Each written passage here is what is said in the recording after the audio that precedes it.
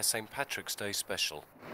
It was on a bright and clear St Patrick's morning, and toss of home my heart was sad and sore, just thinking how my good old mother's warning, as she plucked a three-leaf shamrock from Glenore.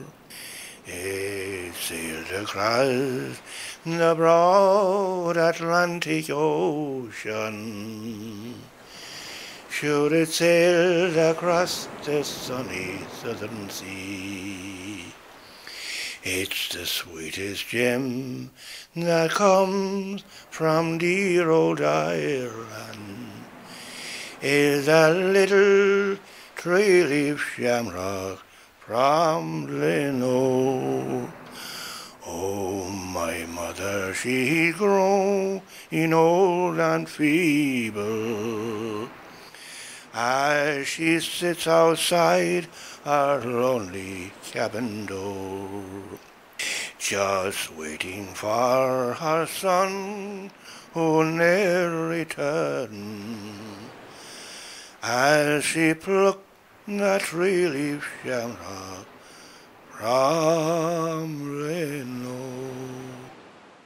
Today we've invited some friends up and we'll ask them some questions about St Patrick and his life. So let's begin with, who is St Patrick? St Patrick was from Ireland, and he was really kidnapped.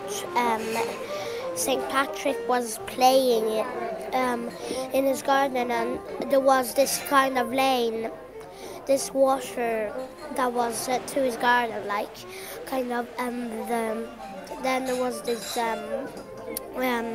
bad people on board, and when he was playing, they put a bag over him and they kidnapped him to Spain, and they made him eat the same things as the cows and the sheep, because he minded them for them, and they made him eat yucky stuff, and they never let him have warm clothes over the winter, and that was how St. Patrick lives his life. Well, St. Paddy, as we know, was a chap who came back from Wales, I believe. He was kidnapped at one stage, and he happened to end up in Ireland, and he forgot to go home. I think he was a guy that helped drove out snakes. Snakes, yes, that's right. And he played a flute or something. No, it's something different. St. Patrick was a guy called Patrick Evans, or Patrick Jones, who was a shepherd in Wales and decided to give it up because there was a job going of a saint in Ireland.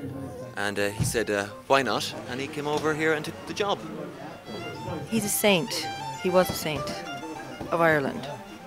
Apparently, I don't know who St. Patrick is, but I've been hearing about the man and the great work he has done in Ireland.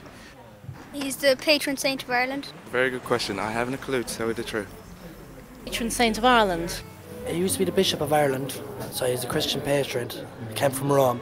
That's why his mother and father came from Rome as well. He went home when he was 16 years of age, so he did to tell his father what he was going to become, and his father didn't accept him when he was 16. So 3 days later he ran away from home again, and he came back and he became the Bishop of Ireland. I don't really know who St. Patrick is. No, he's a saint, and he's... I don't really know who exactly he was. Saint? I have no idea.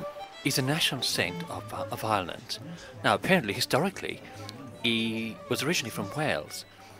It seems he was taken captive as a slave. Apparently, in those days, the Celts used to invade the shores of England or Scotland and Wales and look for bounty, slaves, and on one of these raids, they apparently netted the gentleman we call St. Patrick.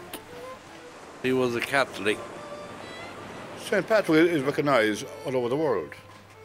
Every corner of the world, St. Patrick is recognised. Nobody knows exactly where he came from.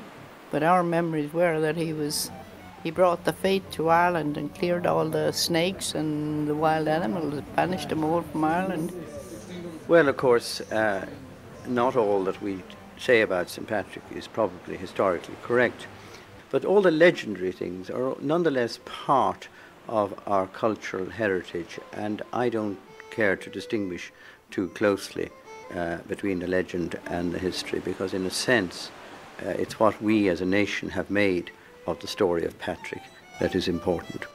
I'd often describe St. Patrick as a modern day young fella. I suppose I'd be like that myself. Like Ireland would be no different to, we'd say, India.